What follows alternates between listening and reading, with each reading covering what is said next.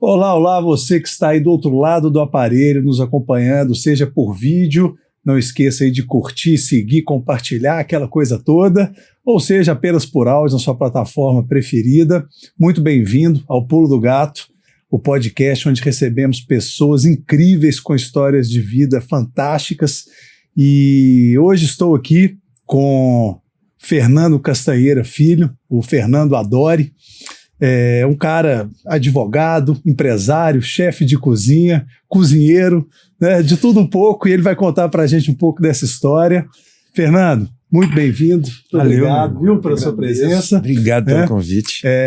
Vamos aqui desvendar a história do Fernando, né, e tentar encontrar aí o pulo do gato, né, nessa história tão dinâmica e tão bacana como a gente vai aprender com ele aqui hoje.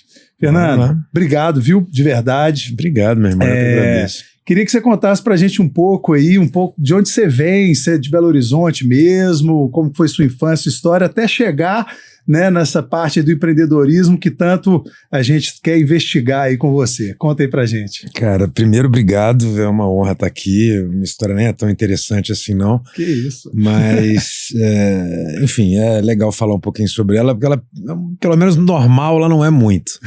Isso já é bacana. Cara, eu nasci em BH, eu nasci em BH em 1975, mas eu não fui criado aqui, entende? Muita gente até tem uma certa, mas eu não consigo entender muito bem seu sotaque e tal.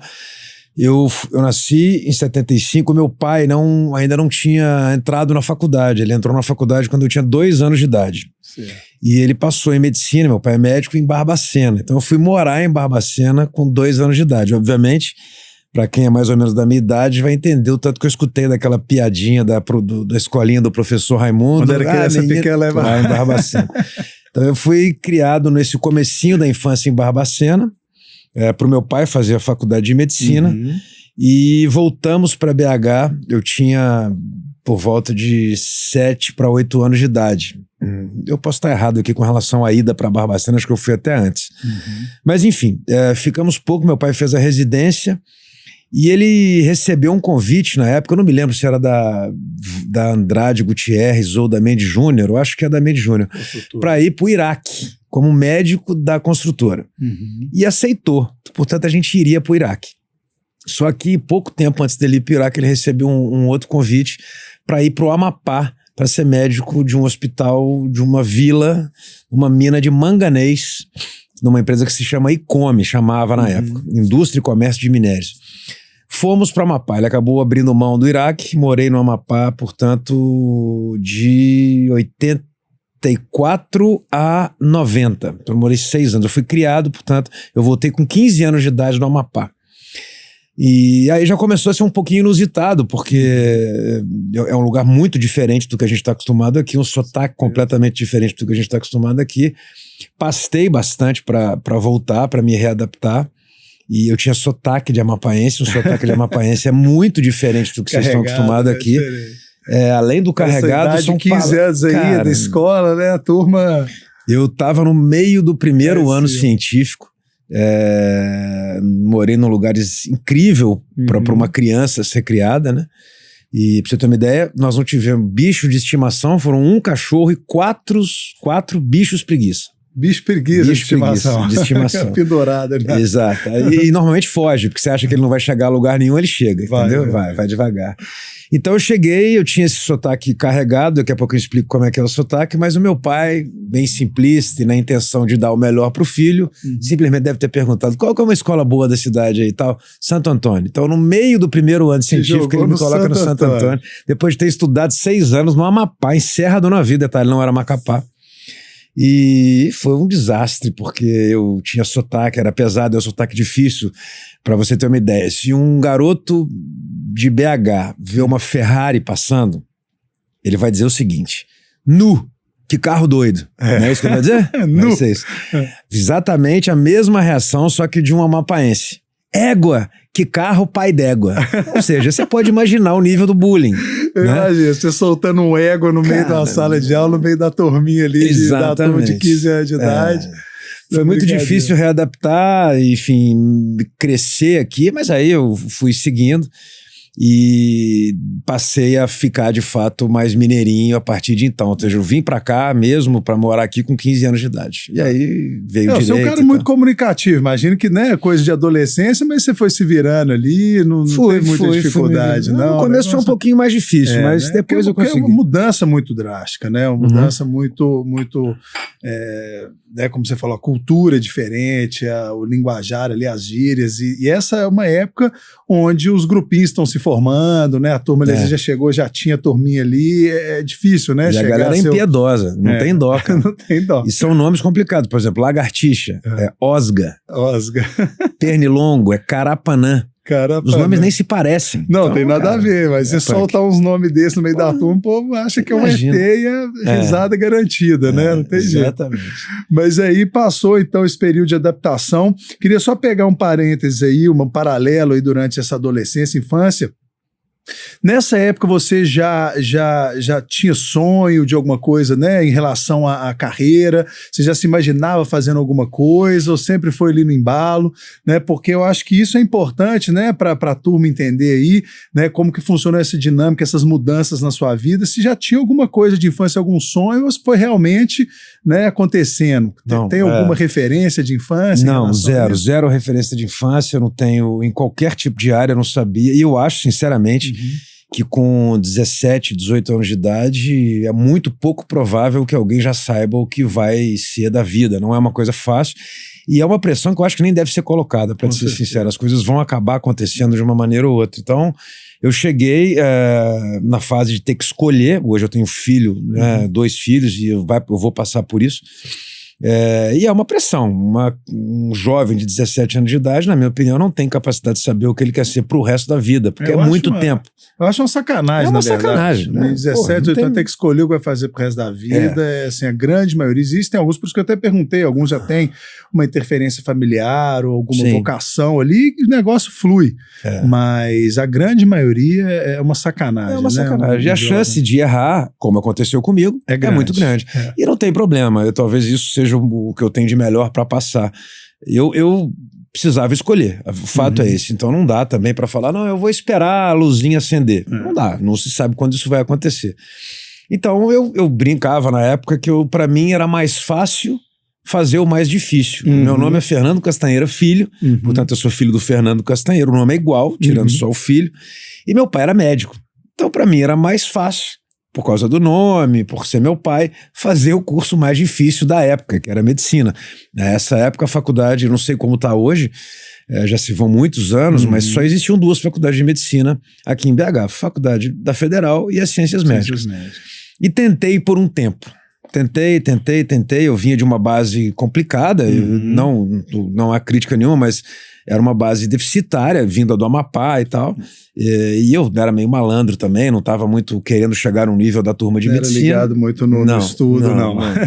E aí tentei medicina por praticamente 4 anos e não passei. E nessa época era muito comum, assim, se não passou em medicina, sua opção, se você quiser um curso nobre, faz direito ou faz engenharia, que estava começando. Engenharia nessa época estava em baixa, então era mais ou menos ali direito e medicina. Uma coisa brutal, porque um curso não tem nada a ver com o outro, são aptidões completamente diferentes. Acho que é só o título de doutor mesmo, né? Que o povo enxerga lá na frente, vai ser o melhor, mas sem... É para você ser o orgulho da mamãe e da sogra. Isso aí. Se vai se dar bem é um detalhe. E aí, bom, eu comecei a escutar, você é um cara comunicativo, como se isso também fosse alguma coisa muito importante por direito, porque não é, tá? E aí eu comecei a falar, cara, eu vou precisar de achar um plano B. E aí eu fiz direito, passei, e, portanto, entrei na faculdade, me formei na PUC aqui de BH, e, enfim, adorei a faculdade. Tudo que eu não estudava antes e tal, eu comecei a me empenhar, adorava. Foi se encontrando ali, foi uma coisa meio improvável, mas ali na tocada você acabou que se descobriu ali. Eu me descobri, achei que aquilo era para mim, eu era aquele aluno, sabe, número 1, babaca, no sentido de, tipo assim, eu era chato, mala, aquele advogado, aquilo que se diz hoje em dia do formando, o cara que acabou de formar, que fica chato com tudo, quer processar todo mundo, eu era esse cara. Eu lembro até de uma passagem, eu tava existia um bar que a gente ia aqui em BH, chamava Piusana. Esse bar foi muito famoso ali na Prudente de Moraes, vendia picanha com mandioca e tal. Cerveja de garrafa. Exatamente. E eu andava, a partir do 3º ou 4º período, eu só andava de terno. Porque eu já comecei a fazer estágio cedo no escritório, que era muito grande, o escritório do Rio, que tinha uma filial aqui.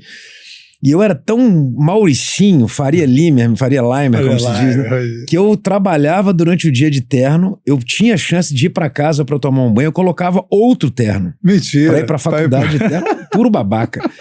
E aí, vestiu mesmo o personagem. Mudava a gravata, não aceitava que você encostasse no meu nó de gravata, porque tinha que estar perfeito e tal. E a gente saía depois da faculdade alguns dias, quinta, sexta-feira, para tomar uma cerveja lá no Piusana. E eu era tão eloquente com esses assuntos de direito, tanto penal na época, que costuma ser um encantamento inicial do estudante, né? Que algumas vezes, 2 eu me lembro certamente, que eu fui abordado por um cara de uma mesa do lado. Eu tô usando até jargões de direito, tá vendo? Fui abordado. Foi abordado. E o cara me chamou e falou que eu tô precisando de um advogado, tem como você me ajudar? Eu falei, irmão do céu, eu tô no 5º período, cara. Vou te fuder, faz isso não. Eu vou te dar o telefone meu. Eu só pareço que sou bom, mas eu nem sei se eu vou ser bom. Sei nem o que é isso. Então eu gostava, esse é o fato. E aí, mas aí eu caí na prática, assim que eu me formei, imediatamente eu passei na ordem. E já comecei a advogar. Eu tive grandes amigos que até hoje são meus grandes amigos. Da turma do direito. Não, engraçado que algum deles, Rubinho ainda é advogado, Gama ainda é advogado, Bolivar foi meu sócio, o escritório se chamava Bolivar, Castanheira e Gama. Bolivar é uma sumidade, um defensor do Atlético Mineiro, tem o podcast dele, um cara até bem famoso, um orgulho danado de ser meu grande irmão e amigo, foi meu sócio. E até hoje é advogado, advoga, ao mesmo tempo cuida do Galo, cuida dos vídeos dele e tal. E, cara, mas a prática me decepcionou um pouco. Eu percebi que eu seria um advogado mediano. E já depois de formado, como você disse, formou ali com louvor, OAB, tirou de letra, começou a advogar, chegou a ter seu escritório, mas teve uma decepção. Eu tive decepções uma atrás da outra, eu percebi que eu não saberia fazer aquilo muito bem, aquilo não me deixaria feliz, ponto.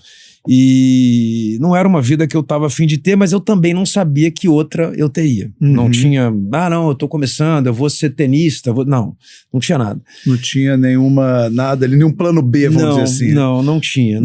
Eu tinha só um pai que devia olhar para mim e falar, putz, tá perdido. Vai se fuder. Tomara que as irmãs, eu tenho 3 irmãs, tomara que as irmãs ajudem a chegar em algum lugar, porque esse aí que é o mais velho, eu sou o mais velho. Mas que deveria ser o exemplo, na verdade, as meninas tudo encaminhada e o mais velho ali perdido. Exatamente. Cara, mas eu acho que é interessante o negócio, principalmente que a gente tem muito esse propósito, né, de trazer inspiração aí para a turma mais jovem, de entender que tá tudo bem, né, como a gente falou, às vezes na juventude a gente não tem muita certeza. E é legal você comentar justamente que durante o curso era uma certeza, né? Você estava vivendo o personagem, você estava gostando, estava curtindo. Entretanto, depois, quando o negócio chegou ali no dia a dia, na prática, eu imagino que você já devia estar ganhando dinheiro, né? Já devia estar estabelecendo ali como advogado, mas mesmo assim, você com essas desilusões ali, com o desapontamento que você teve com a profissão, com a atividade, você... Pulo do gato. Exato. Primeiro aí, foi o meu primeiro pulo do gato. Mas um detalhe importante sobre o que você falou que é importantíssimo. Eu não estava ganhando tanto dinheiro assim. E se eu tivesse, era muito provável que eu tivesse me mantido ali infeliz. Eu convivo hoje com muita gente que exatamente por essa situação vive infeliz há muito tempo porque tem esse retorno financeiro que mantém a pessoa com os gastos que ela tem e ela não tem coragem mais de ir atrás de uma coisa que ela seria mais feliz. O dinheiro muitas vezes ele é um cala-boca, né? A pessoa não tem a felicidade, mas o dinheiro mas que você tinha perspectiva, igual você falou, poxa, para um jovem ali, você tá pagando as contas ali, já é uma vitória, né? Morava com os pais, aquela coisa, não tinha um passarinho para dar água, mas eu tinha uma certa perspectiva. Conseguia pagar o combo na balada. Conseguia, exatamente, a picanha do Piusana, a cerveja de garrafa. Estava tudo funcionando. Mas era assim, de fato eu percebi que eu não seria. Mas não foi uma coisa assim, beleza, amanhã eu vou embora do escritório. Você continua indo, o cliente aparecendo, você faz e tal. Mas infeliz, assim, eu percebi que aquilo seria uma mentira. Nesse momento, eu já tinha um certo interesse e comecei a assistir, e esse interesse só apareceu nesse momento. Ou seja, eu não tenho ele há muito, não via minha mãe cozinhar, nada disso. Um cara me chamava a atenção na TV e esse cara é o Jamie Oliver. Eu gostava muito de assistir os programas do Jamie Oliver. Eu lembro que a primeira coisa que eu fiz, ele tinha uma garrafa de azeite e a garrafa de azeite era uma garrafa de vinho. Era o formato de uma garrafa de vinho. É um azeite específico que vem nessa garrafa e ele tinha um bico que ele usava, esse biquinho para colocar nas panelas ou regar uma salada, enfim. E esse bico era um bico de fazer drink, né? De barman. Eu lembro que eu procurei esse bico, eu limpei uma garrafa de vinho do meu pai para guardar azeite nela para ter uma garrafa igual a dele. Igual o Jamie Oliver. Aí depois eu comprei um pilão. O Jamie Oliver usa muito pilão, inclusive muito tempo depois, 20, 30 anos depois, ele tem uma linha de pilão. Ele vende o pilão da marca dele. Comprei um pilão. E eu comecei meio que imitar aquele menino, eu achava legal a maneira que ele se comunicava, o fato mas dele totalmente ser despojado. despretensioso. Uma coisa ali foi no hobby ali. Eu, inclusive, hoje tenho amigos de infância que me conhecem da época da advocacia, né, que falam, cara, eu lembro do que você cozinhava. Pelo amor de Deus, era só lixo. Isso aí, que idade que nós estamos falando? Nós estamos falando de 28, entre 27 e 29 anos, por aí. Não saía um ovo frito? Não saía, eu já cortava, tentei fazer um filé num Réveillon, cortei a mão e tal. Nossa. E aí, ainda me mantendo advogado, eu fui chamado por um amigo que não morava aqui em BH, ele morava em São Paulo na época, o Digo, e o Digo falou, Fernando, vamos abrir uma franquia? Eu falei, cara, franquia de quê? Ele falou, cara, eu quero abrir uma franquia do espoleto. Eu falei, putz, eu não entendo nada disso, cara, não sei o que é isso e tal. Tá, o que tem que fazer? Era uma maneira de eu sair da advocacia. Eu falei, cara, como é que é, Digo? Ele falou, cara, a gente tem que ir pro Rio. Vamos pro Rio, a gente vai participar de uma série de entrevistas com a equipe de expansão do espoleto para saber se a gente vai ser aprovado. A ideia era abrir em 2 shoppings, um ou outro, que não existiam em BH. Um deles, hoje, todo mundo conhece, chama Pátio Savassi. Ele só tinha lote ali, nem tinha começado a subir. Tinha Casa do Uísque, pô. Não, a Casa do Uísque já tinha caído. já tá. O Pátio tinha começado. Eu lembro que era coisa da minha infância, a gente regularidade era clássico, né? Exatamente. Tem muita gente saudosa da Casa do Uísque. Pois é, bom, eu gosto de falar essas coisas no podcast, porque principalmente a turma de BH vai, né, aquela nostalgia. Aquele saudosismo legal. Daqui a pouco a gente fala da Liber. Quem tomava vinho limpo palmite na Liber. É isso aí.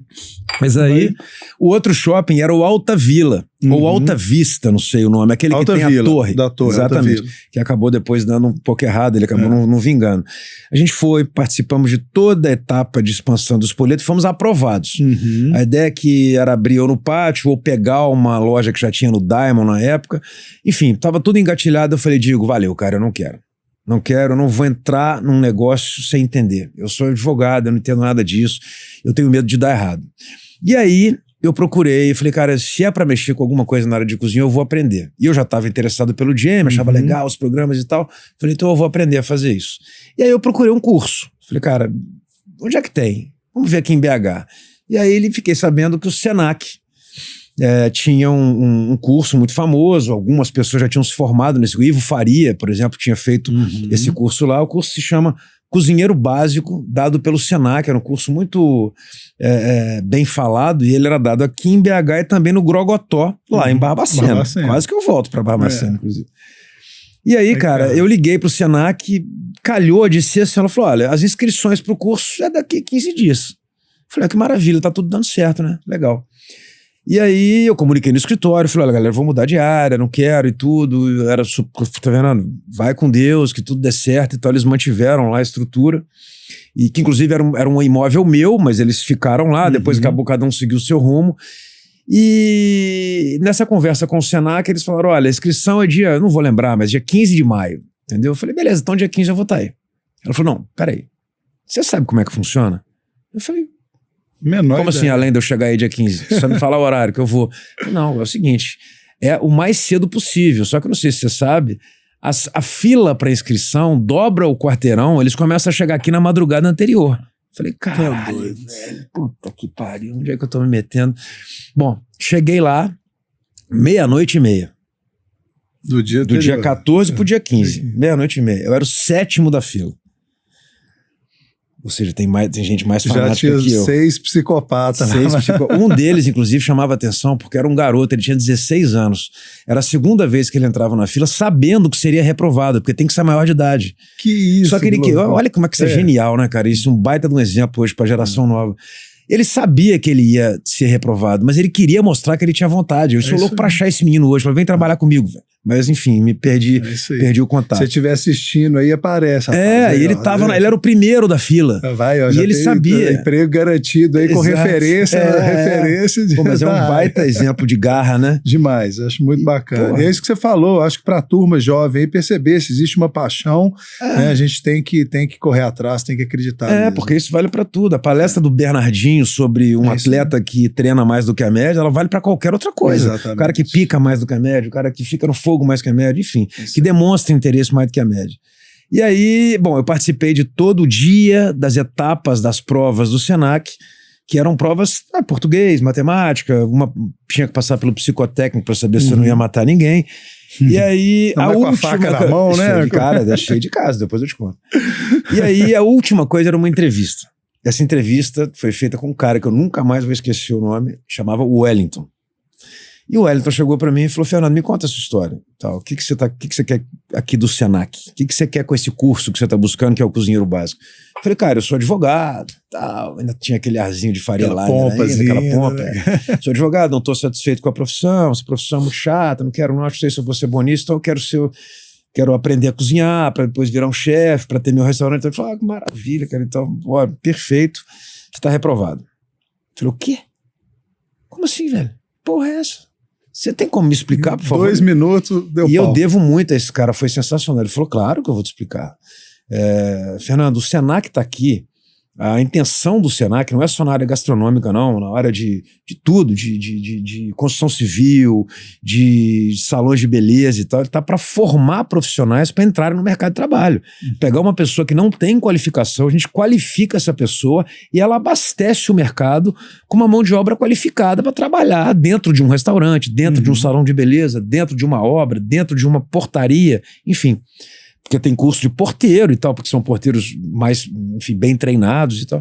E ele falou: portanto, meu amigo, ele foi muito educado, muito delicado, mas o que ele quis dizer foi o seguinte: pô, playboy, sai fora, velho, entendeu? Aquilo é pra você, entendeu? Deixa um cara que tá precisando disso, você é um playboyzinho, filho de médico e tal, não sei o que eu tô querendo, mas ele não foi indelicado assim, e ele foi além. Ele falou: Fernando, o curso pra você não é esse.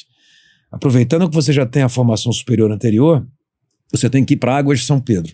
O curso é o CCI. Eu nunca tinha escutado esse nome. E liguei para São Paulo. Olha, fiquei sabendo que tem esse curso. Ele falou: cara, esse curso se chama CCI, Cozinheiro-Chefe Internacional. É um curso, um convênio do Senac São Paulo, não o Senac Minas, mas o Senac São Paulo, com o CIA de Nova York, a maior escola de gastronomia hoje da América do Norte. E considerada uma das melhores do mundo, mesmo estando em Nova York. A Le Cordon Bleu, ela tem uma fama gigantesca, mas, por exemplo, o filho do Paul Bocuse, o maior cozinheiro contemporâneo francês, estudou no CIA lá em Nova York. E aí é um curso na época de 1.200 horas, eu teria que me mudar para Águas de São Pedro, e ele exige a formação superior anterior. Era exatamente o que eu precisava. Até porque se eu tivesse que fazer vestibular de novo nessa altura do campeonato, já sendo advogado, me dava uma certa preguiça. Dava um desânimo. Peguei o meu ônibus, vendi meu carro e fui para Águas de São Pedro fazer a prova. Eu lembro que quando eu fui fazer essa prova, eu fiquei mais tenso do que quando eu fui fazer o vestibular para Direito. E eu cheguei em Águas, cara, Águas de São Pedro, nesse momento, nessa época, nós estamos falando de 2004, era o menor município em extensão territorial do Brasil. Depois, em 2008, um município aqui perto de Bichinho foi emancipado e consegue ser menor que Águas de São Pedro, que tem 3,5 km², mais nada.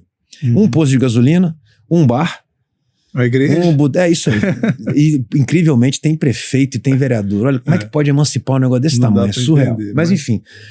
E eu tava numa fase difícil, cara, eu não me encontrava. Poxa, será que eu vou dar em alguma coisa? A gente fala brincando, mas eu tinha, meu pai, eu sou uma decepção e tal. E eu adoro, sempre fui um grande fã da série Harry Potter. Li tudo do Harry Potter e tal, acho essa fantasia maravilhosa, acho a J.K. Rowling brutalmente genial por ter feito essa história. E eu já tinha assistido tudo, que tinha na época, já tinha lido tudo que tinha na época, e eu cheguei em Águas de São Pedro na rodoviária. Você já foi em Águas de São Pedro? Não. Cara, Águas de São Pedro é tipo Hogwarts. É sensacional, uma cidade pequenininha, linda, linda, linda, linda, não tem zona rural, não tem indústria, não tem nada. São 3,5 km². e ela tem uma água passando no meio dela, um riozinho pequenininho, que na verdade são águas termais, tem aquelas águas fedorentas lá que todo mundo passa no corpo e tal, parece que tem coisa medicinal, e no fundo um hotel espetacular, que é o Grande Hotel de Águas de São Pedro. No complexo do Grande Hotel é que existem os dois cursos, CCI, que era esse que eu ia fazer, e o de gastronomia, que é diferente do CCI, porque o de gastronomia tem que ter vestibular, e não precisa da formação superior anterior. O meu, precisava da formação, e não era exatamente vestibular, era uma outra prova. E aí eu comecei a ver aquelas pessoas andando no meio da cidade, vestidas de dolman, que é aquela roupa de chefe, chapéu, avental, como se fossem bruxinhos, assim, parecia Hogwarts. Eu olhava e falava, cara, isso é sensacional, eu quero morar aqui, eu preciso ficar aqui. E aí eu passei, foi maravilhoso, a sensação foi muito melhor do que a do vestibular, e me mudei para Águas de São Pedro, onde eu acabei, enfim, conhecendo a Van, que caiu na minha sala, também era advogada, vindo de São Paulo, ela é paulistaninha da Gema, e que tinha largado a advocacia no mesmo ano que eu, para ir para Águas de São Pedro, e caiu na minha sala. A gente ficou amigo. Uma gêmea mesmo, tem jeito. Por ser advogado, a gente foi eleito, nós éramos eleitos os representantes da sala. Tipo os mala, aquele que pode reclamar por todos. E aí ela era a representante e eu era o vice. A gente ficou muito amigo, eu morava numa república com mais 4. Túlio do Rio, Juninho de Juiz de Fora, Vladimir, que até hoje é um grande amigo, é chefe do... talvez o restaurante mais famoso de Trancoso, o El Gordo. Ele é o chefe do El Gordo há 18 anos. Vlad, que é lá de Londrina. E Túlio do Rio. E Tiago, que era de Recife. Era o Brasil todo, ia para Águas de São Pedro para fazer esse curso lá. E lá fiquei 1 ano e 2 meses. Aproveitei bastante, eu acho que o fato de ter entrado um pouco mais velho me fez desvirtuar um pouco menos. Um garoto que entra na faculdade com 18 anos de idade vai fazer a farra dele, velho. Entendeu? E aí ele não vai aproveitar. Você já tinha um peso a mais, né? Já não estava mais naquela fase ali de experimentar. Você já estava, inclusive, mudando totalmente, né, de atividade. Então já tinha um pouco aquela responsa ali, né? Não posso falhar dessa vez, né? Seria mais uma, né? Então você fica um pouco preocupado. E aí, mas assim, eu me formei, foi super legal, eu já estava namorando a Van nessa época. E você cai no mundo, entendeu? Assim, é uma profissão hoje em dia ainda no Brasil pouco reconhecida, você não tem grandes profissionais, não é? Eu falo assim, não, mas eu acho que o mundo já mudou, nós estamos numa nova fase, as pessoas agora respeitam novas profissões e tal. Eu falo, legal, tudo bem, como é que a senhora chama? Eu chamo Joana. Beleza, Joana, a senhora tem filha? Tem, beleza. Vou pedir para sua filha chegar com um garoto em casa e você vai perguntar, o que você faz, querido? Vai dizer, eu sou cozinheiro, você vai achar bom ou ruim? Entendeu? Então, assim, ainda tem um preconceito, não é uma profissão que, em regra, remunera muito bem, mas eu precisava remar, a gente precisa tentar achar alguma diferença no meio daquela coisa comum e ser diferente. Eu nunca quis ter um restaurante, isso é o fato. E logo depois que eu me formei, eu fui contratado por uma consultoria em Cuiabá, a Van foi comigo, foi muito punk. Você já foi a Cuiabá? Não. Eu pretendo nunca mais voltar, cara. Meu Deus. É como não fazer calor em Cuiabá. Cara, é um inferno, é muito quente pro que eu suporto. E foi uma fase muito difícil. Que veio do Amapá ainda, né? Não, cara, existe até uma piada, né? Porque Cuiabá tem enfim, um trocadilho com o nome. Mas foi uma fase muito complicada. Fui fazer uma consultoria para uma rede de supermercados que ia montar um restaurante dentro de um shopping. Fiz o meu trabalho, houve até uma tentativa de me contratar para ficar, mas eu falei, cara, eu fico aqui por muito mais do que eu ganho hoje, senão não vale a pena. Eu lembro que eu tinha um chefe, tinha um CEO da rede de restaurantes, e ele chamava, engraçado as coisas que marcam, né? Ele chama Atílio Domênico Rondinelli. E ele falava assim, Fernando, meu nome é Atílio Domênico Rondinelli, eu sou italiano de nascença, paulista de procedência, mineiro de coração e cuiabano de situação. Então ele foi falando dos lugares onde ele passou, ele tinha morado em BH, adorava BH, tinha vindo de São Paulo, quando ele, antes de ir para Cuiabá, estava de situação em Cuiabá por causa de um emprego, mas ele concordou, falou, cara, eu sei, aqui é difícil, e sai, voa. E eu voltei para BH literalmente com uma mão na frente e outra atrás, num voo da BRA, que hoje em dia não existe mais, não tinha nem assento marcado, chegou, pega e tapa. E, na verdade, a gente foi para São Paulo. De São Paulo pegamos um carro, viemos para BH, porque era um lugar onde era mais fácil a gente começar a morar. Meus pais estavam morando em Timóteo, meu pai estava trabalhando como médico da Cesita, né? E eu estava com a casa do meu pai disponível. Então nós fomos morar lá, eu e Ivan, e possibilidades de trabalho, vamos procurar. Era isso, entendeu? Aventura. E aí eu comecei a dar aula em alguma faculdade de gastronomia, mas aquela coisa, vendendo café da manhã, almoço para comprar meia janta, e custos baixíssimos, morava na casa dos meus pais. E até que a gente falou, não, vamos abrir o Adore. A Van deu esse start, o Adore veio na cabeça dela, esse nome foi ela que viu uma vez em Cuiabá e falou, não, vai ser esse nome. E aí em 2005, a gente literalmente quebrou uma parte onde era o escritório, num prédio comercial daqui de BH, aqui na Savassi, e fizemos a nossa primeira cozinha com a ideia de mostrar para as pessoas como fazer um prato legal. Eu já tinha essa ideia de que não seria restaurante e que o interesse por comida estava começando a crescer. Os supermercados estavam ficando mais legais, produtos que a gente não encontrava na época começaram a aparecer, apartamentos começaram a ter área gourmet, e eu comecei a ver que o interesse estava aumentando. Então a gente falou, beleza, vamos ensinar essa galera a cozinhar. De um jeito diferente, sem a doma, sem aquela coisa formal.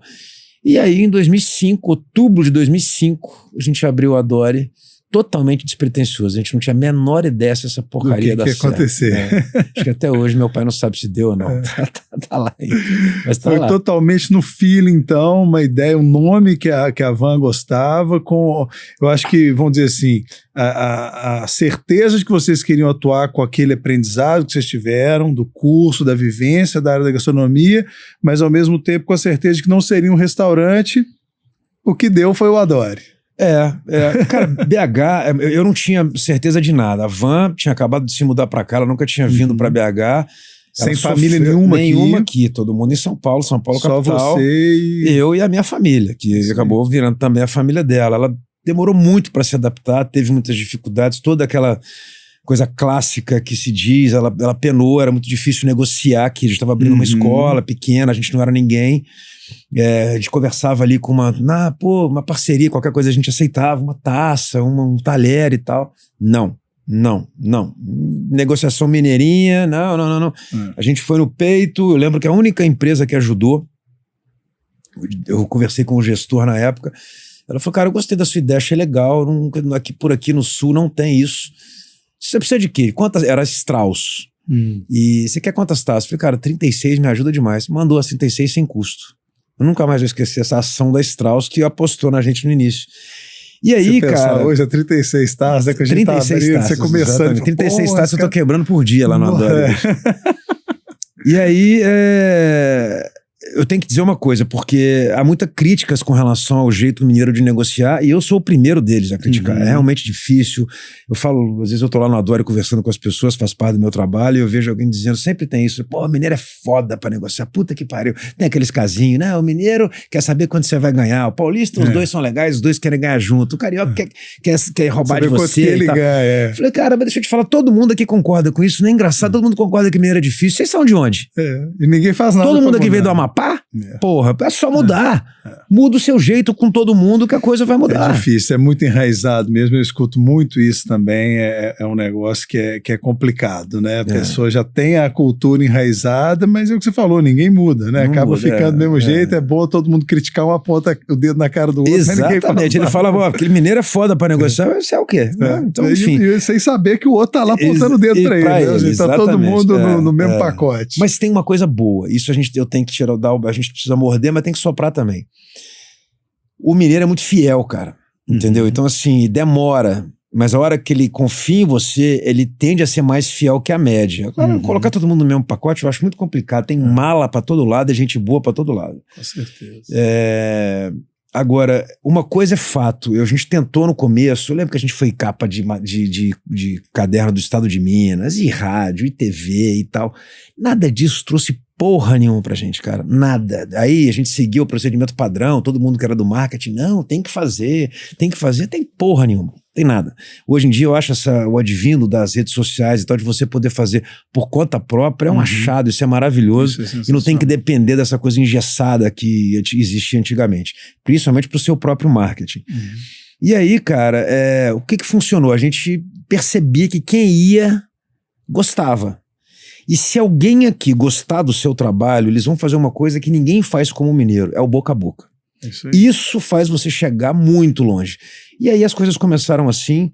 No começo, eu lembro na nossa primeira aula, a gente achava que o nosso negócio seria aula. Uhum. E aí a gente estava lá, eu e Ivan, na nossa cozinhazinha, então era uma aula de cozinha francesa. Aí se inscreveu o João, o Paulo, o Gustavo, a Maria e tal.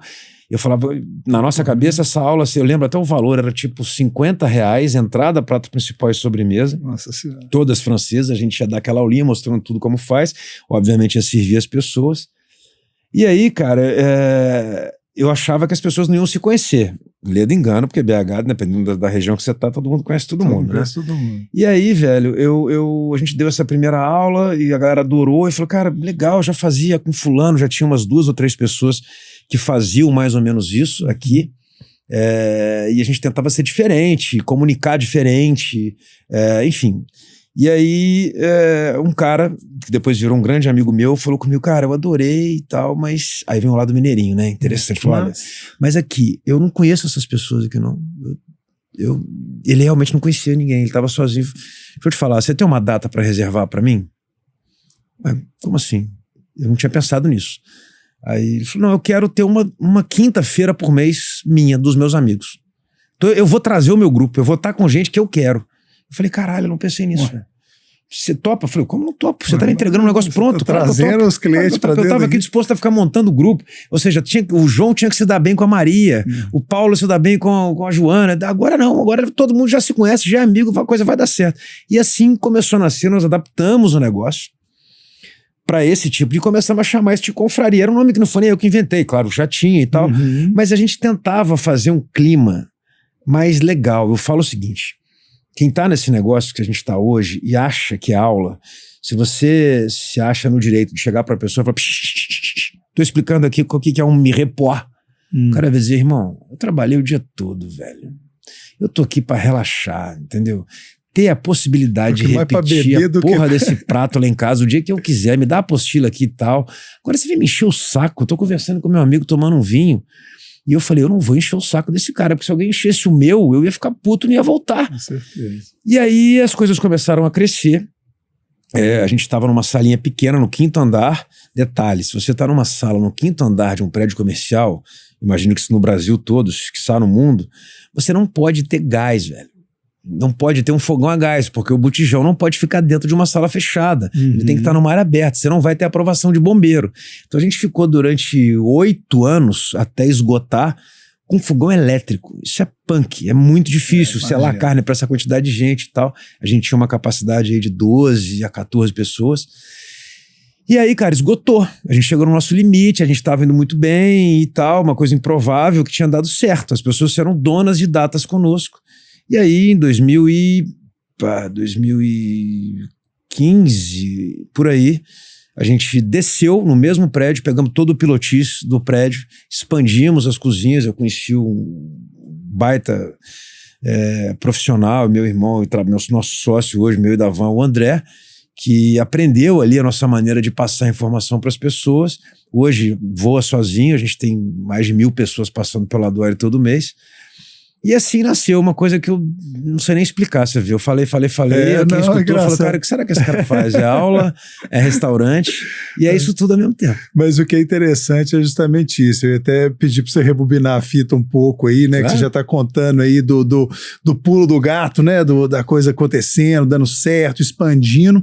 Mas eu acho que é interessante a gente lembrar também, né? Eu vi você foi repassando a história, aquele momento de insegurança, o momento ali de incerteza, né? Como que foi isso? Como que você conseguiu lidar com isso? Principalmente, poxa, eu imagino que devia ser uma responsa muito grande, você trazendo ali sua então namorada para longe da família, sozinho ali, né? E começando um negócio. Como que foi isso para você, esse momento? Como que você conseguiu lidar com essa insegurança, com essa incerteza, né? Para então, né, até as coisas começarem a maturar e aí você fala, peraí, agora aconteceu. Cara, primeiro, a Van é uma baita de uma parceira, a gente literalmente já fomos muito perto do do fundo do poço. Essa época de Cuiabá foi uma época muito difícil. Pra ter uma ideia, a van, mas a van mais do que eu. A van perdeu em 3 meses em Cuiabá 10 quilos, cara. Nossa. Entendeu? Ela só chorava. A gente morava em cada lugar punk, o cliente pagava, eu não tinha carro, 2 ônibus para trabalhar, nada que isso, não sou eu que faço isso na vida, mas foi uma fase difícil. Eu tive um cliente que não me pagou, a gente tinha combinado não pedir arrego para os pais. A gente tem uma total convicção de que eu tenho uma vida privilegiada por ter o pai que eu tenho e tal, e tem pessoas que sofrem pra caralho por não ter esse tipo de apoio, mas eu falei, não, eu não vou pedir apoio, a gente não vai pedir arrego. E chegamos perto de passar muito aperto por falta de grana mesmo, mas a regra era não pedir, e a gente passou esse apertinho, mas deu tudo certo. Na vinda, cara, a van sempre topou tudo. Então assim, ela tô do seu lado, vamos junto e tal. Guerreira. E eu tinha, pra te ser bem sincero, eu acho que um nível, um pouquinho de inconsequência é importante nesse início. Se você fizer conta e tudo tem que bater, você não vai dar passo para lugar nenhum. A conta cara. não fecha nunca. A conta não vai fechar. Mas no Brasil, eu acho que empreendedor nenhum no Brasil, se fizer conta demais, desiste. Além dessa questão financeira, que obviamente a gente tem que ser responsável, mas tem que ter a gordura, né? Você tem que ter meio que tocar o foda-se e dizer, cara, eu vou. Entendeu? Eu vou e a garra, assim, tem que falar um pouquinho mais alto. Não é só, será que eu tenho capacidade? Será que a minha capacidade... Cara, aí a coisa pode travar e você vai ter muitas inseguranças. Então eu fui um pouco inconsequente quando topei isso, entendeu? Não tinha, sinceramente, como eu tô dizendo, o que eu tô te contando aqui, poucas pessoas têm um negócio parecido. Eu brinco, você faz o quê? Tem tempo. Senta aí. Senta aí que vai demorar. Tinha 36 taças da Strauss, tá valendo, vai embora. Exatamente. Isso aí, tudo que você precisava para fazer o negócio acontecer. E aí a gente, assim, cara, era difícil imaginar um negócio pronto. A verdade era essa. A gente não sabia. A BH não tinha uma fama boa. Claro. O que eu faço hoje, Gustavo, é juntar 50, 60 pessoas por dia para obrigatoriamente estar dentro do meu espaço. Elas têm esse compromisso comigo, tem que estar, é necessário o pagamento para que sejam sócios daquela confraria, que é um privilégio para algumas pessoas poder se encontrar num lugar privado com menu escolhido por eles, com papo escolhido por eles, porque são amigos. Então, assim, no começo a gente não sabia se isso ia dar certo, entende? E aí os clientes foram moldando, mas houve uma insegurança. A gente morava com os meus pais, a partir do momento que a gente saiu, mas o Adore, ele teve essa vantagem na nossa vida. Assim, ele nunca teve uma decadente, salvo na pandemia. Pandemia, claro. A pandemia foi um caso à parte, punk, mas para todo o mercado, né? Gastronomia, entretenimento, acho que todo mundo sofreu. Para esse teve mercado que achou, o fabricante de máscara adorou, né? Teve gente que achou bom, teve gente que não... Tem gente até hoje que não quer, que gostaria muito que voltasse, estava bem melhor em casa, né?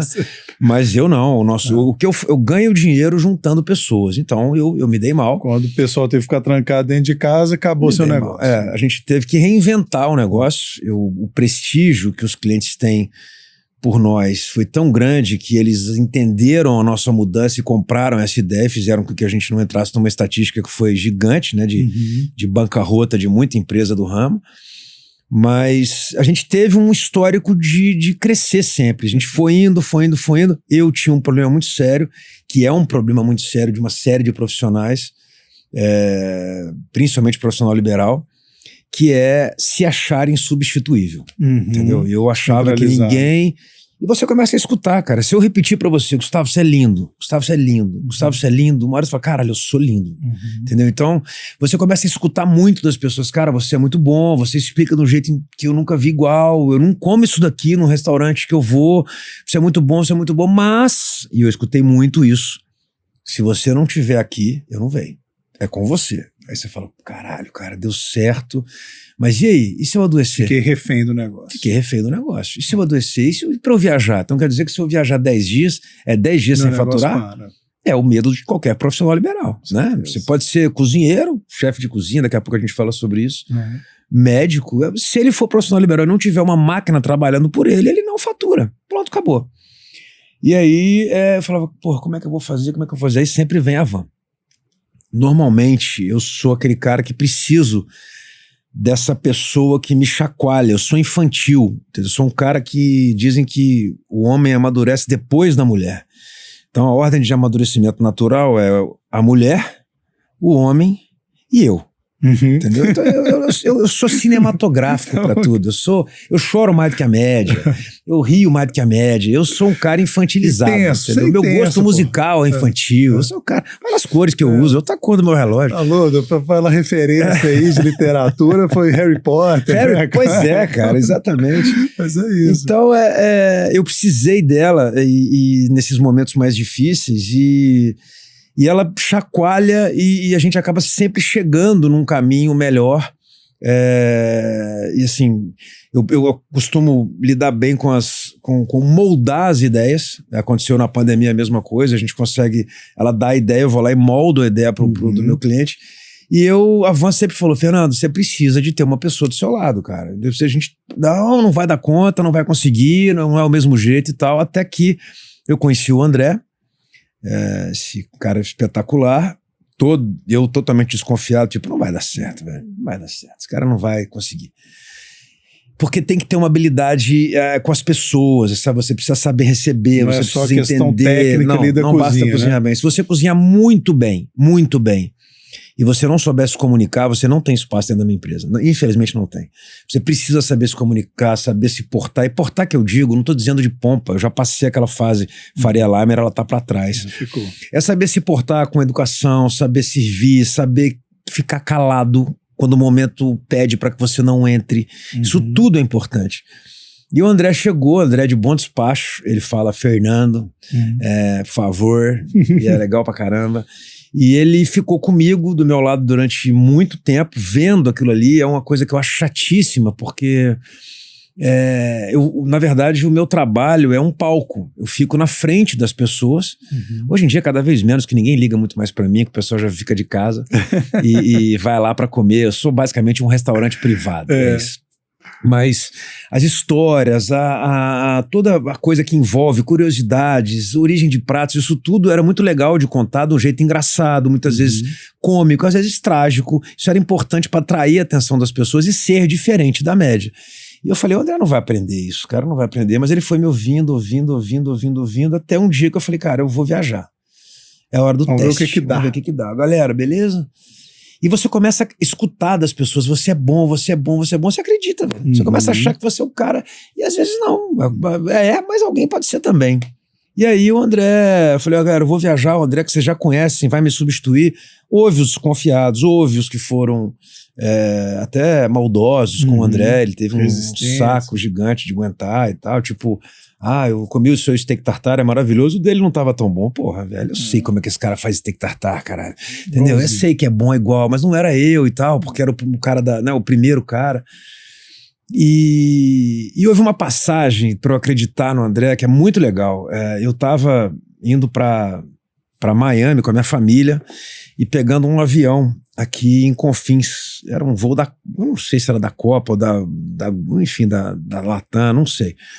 Mas eu sei que eu entrei no avião e, obviamente, me encaminhei para a classe econômica, né? No caminho da classe econômica, de sacanagem, eles fazem você passar pela onde você perdeu, né? Pra você olhar e falar, putz, que maravilha. Trabalha bastante pra você chegar aqui. Aí eu passei pela executiva. Quem estava sentado na executiva, cara? Sabe quem era? Cliente. Eu sabia, não. Era um cara, não sei se vocês conhecem ele, mas era um cara super famoso, até hoje deve ser, e na época era minha mãe que cortava cabelo com ele, era o Luiz Martins. Ele tinha um salão gigante do lado do Favorita, que chamava LM, Luiz Martins.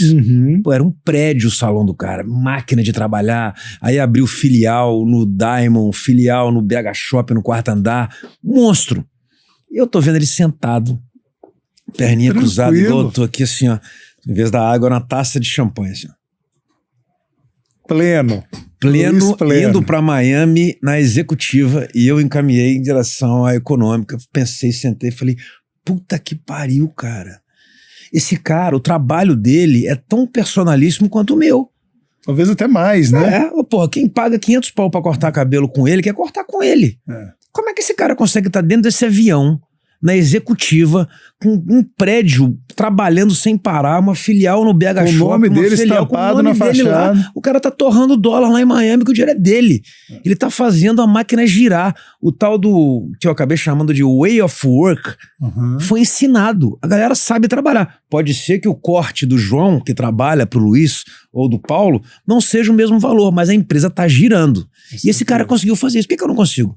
Aí eu conheci o André e falei, cara, eu acho que esse cara vai dar conta. Teve um pulo do gato aí, hein? Exato. E você sabe que eu nunca tive com o Luiz depois pra contar esse caso pra ele. Mas ele foi uma inspiração pra mim, eu vi ele lá, e a partir daí eu comecei a confiar de que seria possível. E foi, cara. A gente hoje, o André basicamente voa, eu quase não encontro o André, porque ele tem as turmas dele, ele administra tudo isso sozinho, ele tem independência total. A gente já tem uma equipe por trás também que dá essa ajuda. E a ideia da empresa é exatamente essa, dar para todo mundo que está ali dentro uma noção de uma vida perto do normal, num ramo que é tão anormal. Você já teve restaurante, sabe exatamente como é que é a vida. Nossa diversão, em tese, né, é segunda-feira, enquanto todo mundo tá de ressaca, você pode beber. É uma vida que não tem final de semana, você não pode ver seus filhos. Eu falei, cara, eu não quero isso pra mim. Você então, é muito refém, eu falo muito isso, né? A área de restaurante tem aquele velho ditado, né, que a gente já ouve, eu venho de família de empreendedores, meu avô já falava, né, o que engorda o gado é o olho do dono. Isso, né? Acho que todo negócio tem um pouco disso, mas eu sempre falo, restaurante é o que mais se aplica esse ditado, porque você tem que estar ali de fato, né? Muita coisa pode dar errado, é muita gente que você tem que satisfazer ao mesmo tempo, né? Mas eu acho interessante essa história, porque tem duas lições, eu acho muito, muito válidas aí para a turma, que a primeira de como que o negócio aconteceu de forma orgânica, né, pela paixão que você e a Van tinham com o negócio e de fazer o negócio acontecer. E eu acho que outra lição muito importante também para qualquer negócio é o que? A escuta ao cliente, né? Você deu o exemplo do cara que falou, posso trazer? E você falou rapidamente uma coisa ali, eu não quis te interromper, mas você falou, a gente foi escutando o cliente, fomos adaptando ao que os clientes queriam, né? Eu acho que isso é genial, né? Eu acho que no mundo tão competitivo hoje em dia, né, qualquer área é muito importante ouvir o cliente e saber devolver, né, o que o cliente tem de expectativa. Isso foi muito legal.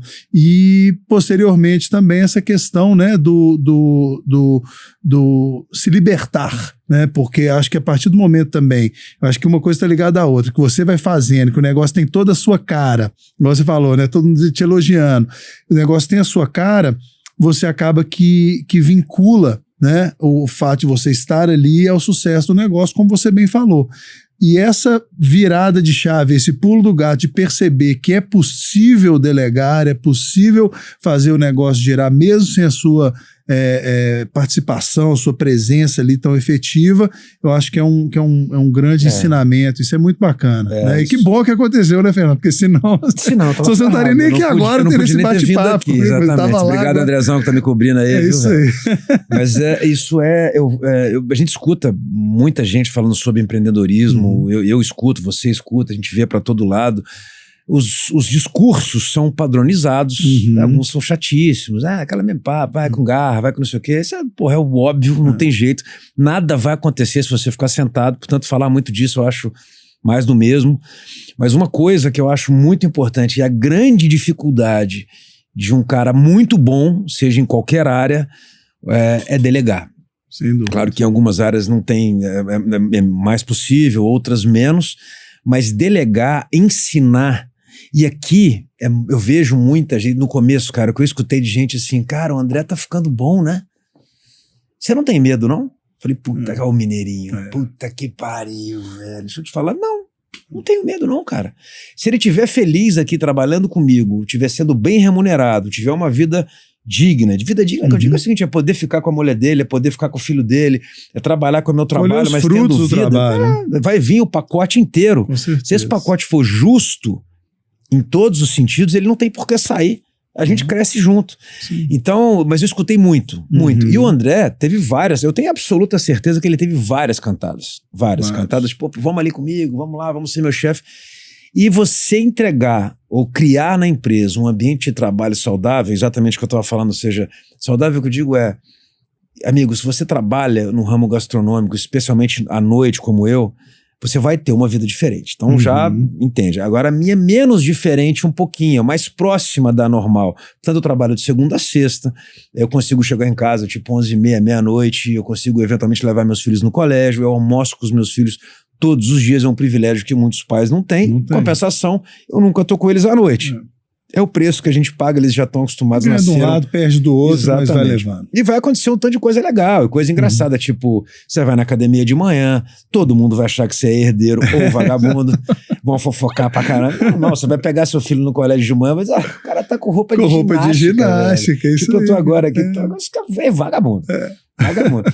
E aí começa aquela falação. Eu hoje em dia sou amigo de vários pais de colegas do Vini, o próprio Andinho, seu cunhado.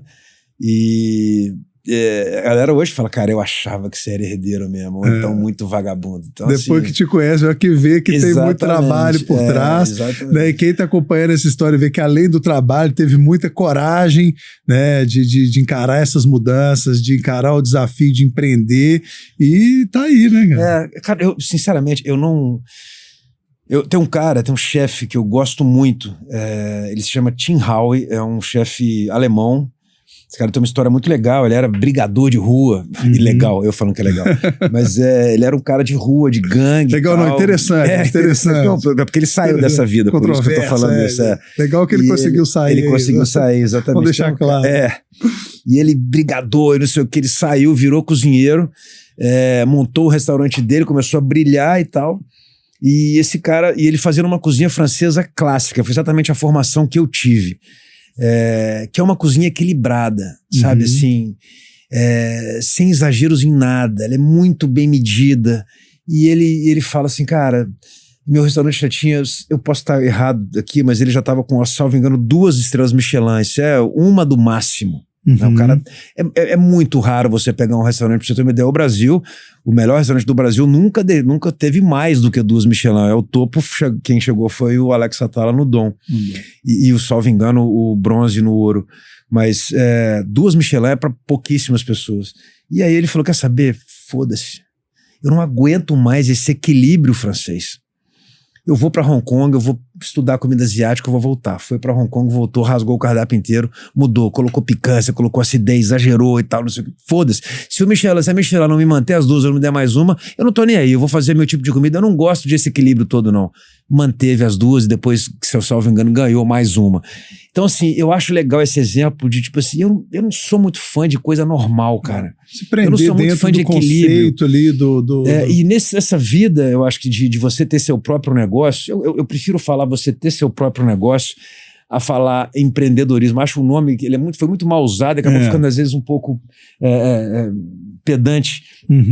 Mas, cara, se você for dono do seu próprio negócio, do seu nariz, tenta ser um pouquinho diferente, porque senão fica chato, fica equilibrado demais. Eu não gosto nem de gente equilibrada, pra ser sincero. Então, assim, eu gosto de pimenta, eu gosto de acidez, eu gosto de gente alegre e triste, sabe? Que às vezes exagera, que às vezes é ramão, que no dia seguinte pede desculpa. E surpreende. Porra, é muito mais legal. E se você for assim, eu acho que talvez a palavra para isso seja autêntico. Mas, e se não for o seu jeito, pelo menos seja você, cara. Eu sou normal, eu odeio tatuagem, eu sou normalzinho. Eu já escutei lá no Adoro, vocês acham essas tatuagens legais? Eu adoro me pintar, eu sou meio índio e tal, não sei o quê. Mas não tem problema se você não gostar. Então, assim, eu gosto dessa coisa diferente. Fazer o que todo mundo faz de um jeito um pouquinho diferente é outro segredo, além do tal do delegar, de você começar a se destacar e poder alguém olhar e falar, caramba, por que eu vou nesse cara e não vou em outro? E por que eu tô preso a ele, né? E isso fez a gente se diferenciar. Com certeza. Isso é até interessante, você antecipou, te perguntar justamente, né, do presente agora, né, depois dessa história. Eu acho que ainda você está devendo uma explicação do que é o negócio. Tem gente que não conhece o Adoro. Eu conheço, então para mim, quando você fala toda essa mistura, eu consigo enxergar o que é. Mas, vamos lá, sem os 40 minutos que você falou que precisaria para explicar, vamos tentar explicar ali resumidamente, né, para a gente voltar para o presente, que eu achei genial. Você antecipou essa questão aí, né, de como que tá, mas conta o que é, o que vocês oferecem lá, até para quem tiver interesse, entrar em contato e poder usufruir um pouco lá Aquele espaço maravilhoso. Das comidinhas, das farras. Não, cara, basicamente o que a gente tem são confrarias. Hoje a gente tem 2 cozinhas que rodam ao mesmo tempo, elas se comunicam só por uma parte, ou seja, os grupos são separados para que fiquem, né, à vontade dentro do seu papo, da sua intimidade. Da sua receita, né? Os grupos raramente têm o mesmo menu. Eu inventei uma coisa lá em 2005 que me fudeu depois, porque na época quem dava aula, quem fazia mais ou menos isso, Ivo Faria, Dadete, Humberto Passeado, grandes mestres para mim, né, num trabalho parecido com o que eu faço, eles indicavam o menu. Eu estou sendo bem delicado com a palavra indicava, porque na verdade a palavra ele era compulsório. É esse aqui, pronto. Tem gente, inclusive, que já chegava no dia e já não sabia ainda qual seria o menu. Se você não gosta, se você tem alergia, qual é o problema? Ferrou, amigão, ferrou. Mas até para questão de harmonizar com o vinho, que hoje está tanto em alta, não dava, porque você não sabia qual era o prato. E aí existe uma vantagem brutal para o dono do negócio, porque ele pode, esse mês inteiro eu vou fazer salmão, eu vou fazer filé, eu vou fazer ancho, então eu posso comprar do meu comprador melhor, vou comprar uma quantidade maior. Eu inventei a tal do voto. Então os grupos meus votam no menu. E nunca pode repetir. Então você tem entrada, pratos principais, sobremesa, e mensalmente esses grupos se encontram lá no Adore votando no menu que eles querem. Então o encontro é mensal. Hoje, para dar um exemplo para você, a gente está aqui, hoje é uma quarta-feira, hoje é a segunda quarta-feira do mês, né? Segunda quarta-feira do mês. Toda segunda quarta-feira do mês, 2 grupos vão se encontrar lá dentro do meu espaço. Isso vai acontecer na segunda quinta, na segunda sexta, na terceira segunda, em todos os dias da semana. Cada dia, 2 grupos são donos de 2 cozinhas e vão ter esse encontro lá com menus que nunca podem se repetir. Aí é que vem o tendão de Aquiles do meu negócio. Haja criatividade. Se você parar para pensar, eu tenho turmas comigo, várias turmas comigo, há 15, 16 anos. Isso me orgulha muito, porque é um índice de fidelidade brutal. Nós que gostamos da Disney, e eu sou tão fã da Disney por causa desse índice de retorno, né? O índice de fidelização é muito alto. Eu tenho um índice parecido com esse e me orgulho muito de tanta gente estar ligado a gente há tanto tempo. E aí os menus nunca se repetem. Então você imagina, 15 anos, entrada, prato principal e sobremesa comigo, esse cara já fez 240 entradas. Você conhece algum restaurante que teve 240 entradas? Não tem, cara. E eu não posso errar, a gente não tem esse direito, né? A gente, hoje, por exemplo, hoje inclusive é um grupo só de homens, tem grupo só de mulheres, tem grupo de casais, e ganhou um menu asiático. Então eles vão fazer um dumpling à moda de Xangai, vão fazer uma sontan, que é uma salada de papaya verde, e um curry de pato, de prato principal. Eles vão fazer com o André, porque eu tô aqui com você e não vou poder fazer. Mas esses pratos não serão repetidos. Eu não tenho a chance do erro. É diferente de um restaurante, por exemplo. Se você for num restaurante, alguma coisa dá errada num prato, o chefe imediatamente, se for um bom chefe, ele não vai deixar esse prato chegar até o cliente e vai fazer um agrado, vai até a mesa conversar com aquele cliente, vai mandar uma garrafa de vinho, vai dizer, olha, houve um problema, nós estamos resolvendo o problema, e vai chegar até você seu prato, ou não vai cobrar, sei lá, eu acho que ele tem que dar uma compensação. Mas ele tem a chance de consertar, nós não temos. Se der errado, não tem plano B. Deu pra todo mundo também, não tem plano B, deu pra todo mundo. No restaurante eles dão errado de um cliente, né? O seu lá você tá com 15, 20 pessoas sentadas na bancada ali. E deu pra todo mundo ao mesmo tempo na frente deles, eles estão te olhando. Então assim, essa coçadinha no nariz que você deu agora aí, e tá, tudo isso é na frente. Eu me coloquei no seu lugar, eu senti o desconforto ali. E é isso que eu disse com relação a se portar. Mas também tudo que você tá fazendo, as pessoas estão vendo, né? Então o suor pingou, tudo isso tá na frente das pessoas. Então lidar com isso não é fácil. E eu assim, a gente vem ao longo do tempo gerando para as pessoas, é uma outra palavra que eu não gosto muito de falar, porque virou chato, todo mundo fala, uma experiência e tal. Cara, o que eu entrego para as pessoas é um momento. Eu interfiro de alguma maneira nesse momento. Claro que é importante fazer o que a gente faz, entregar o que a gente entrega. É minha obrigação entregar o melhor prato possível para essas pessoas. São pessoas que têm capacidade de viajar o mundo todo, comer no mundo todo, e, portanto, a minha vida fica difícil, porque o cara comeu nos melhores restaurantes do mundo e quer que eu sirva igual. Tá ali, né? E ele falou, olha, eu comi Eu lembro uma vez que um grande amigo meu que está comigo há muitos anos lá no Adore falou assim, cara, eu tive no La Ciao, que é um restaurante muito famoso na Itália, e eu comi um carpaccio de camarão com uma burrata e tal, simplesmente vai lá e faz igual. Eu preciso me virar e fazer igual, entendeu? Então assim, a referência para mim é a régua legal. Que a turma leva para você é alta demais, alto, né? Então assim, eu preciso toda hora estar estudando e conversar com os meninos e ter ideia nova, porque chega num certo ponto que você fala, cara, que proteína que essa turma não fez mais.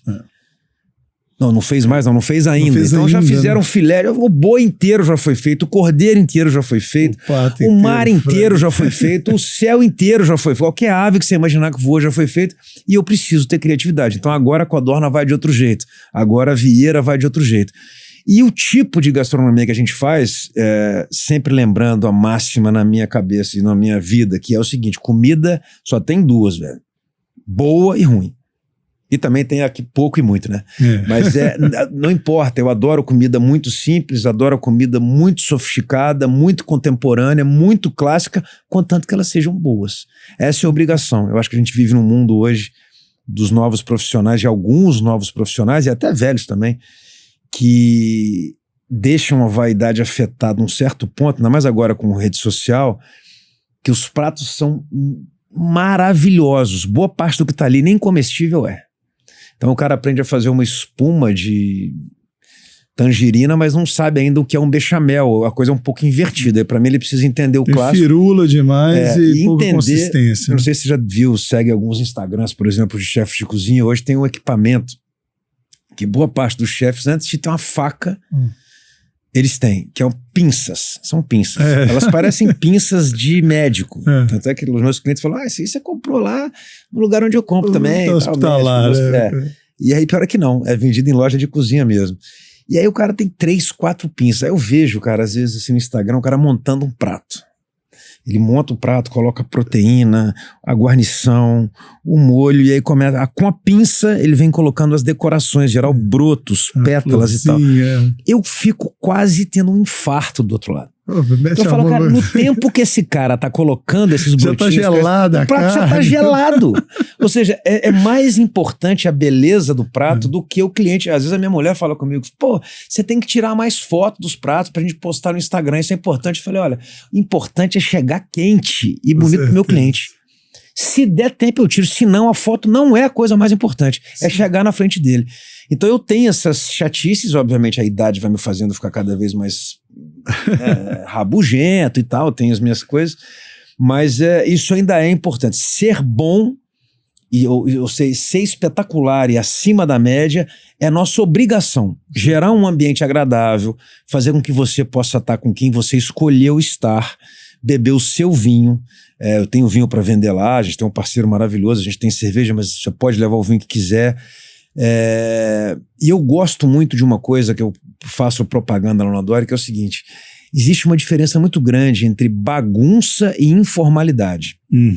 Se você gerar um clima informal, eu tenho clientes lá no Adore, não vou citar o nome aqui agora, mas em função da importância socioeconômica que tem e pública, eles não podem sair em público, mas lá eles estão privados, estão no lugar que eles querem, fechados, não tem um garçom para olhar. Eles falam assim, cara, como é que eu pego um chopp? Fala, levanta, tá vendo a chopeira ali, ó? Vai lá e pega o chopp. Mas como é que eu vou pagar? Fala, você vai ver que do lado tem um papelzinho com espaço para você colocar seu nome, você põe um X na frente. Parece que você tá voltando pra época medieval, né, cara? Caralho, isso é pouquíssimo tecnológico. Pega um Faria Lima. Não, a gente pode fazer um aplicativo com isso, maravilhoso. Você pega um QR Code, o cara vai lá e já cai direto na conta dele. Não. Vai ser assim. O cara olha e fala, velho, é assim mesmo? Eu posso ir ali pegar, e você confia em mim? Eu falei, cara, eu confio. Mas e se eu marcar menos? Eu falei, foda-se, você não vai marcar. E a coisa dá certo há 18 anos desse jeito, cara. Porque é assim. Com certeza. Entendeu? Eles falam, mas eu fui num outro lugar que tem garçom e tal, não sei o que. Cara, não, a gente só tem garçom em eventos específicos, quando o cliente pede, é um evento, um aniversário, alguma coisa. A gente tem algumas datas para isso, pouquíssimas, mas tem. Precisa estruturar. Aí a gente vai ter, fora isso, o seu papo. Só eu vou escutar, a minha equipe e quem você escolheu tá. Se for um segredo muito grande, você vai ter que me matar depois, porque eu escutei. Eu tinha um grupo de juízes lá, que era sensacional, até hoje sou amigo de vários, e eles brincavam, cara, a gente vai precisar sair, que a gente não vai ter que abrir mão da nossa data, porque a gente tá indo pro interior, aquele caminho tradicional do juiz, né? E você escutou coisa demais, a gente vai precisar te matar. Que maravilha. Então, essa privacidade faz parte do pacote. Então, cara, é isso. A gente tem um momento, proporciona para as pessoas um momento diferente da regra. E outra, Gustavão, se você, certamente, você tem amigos que você adoraria encontrar uma vez por mês para bater um papo, cara. Se vocês combinarem, não, a gente vai fazer isso todo mês, na segunda, quinta-feira do mês, no boteco tal, vai dar errado, cara. Vai funcionar no começo, mas vai dar errado uma hora, ou não vai poder e tal.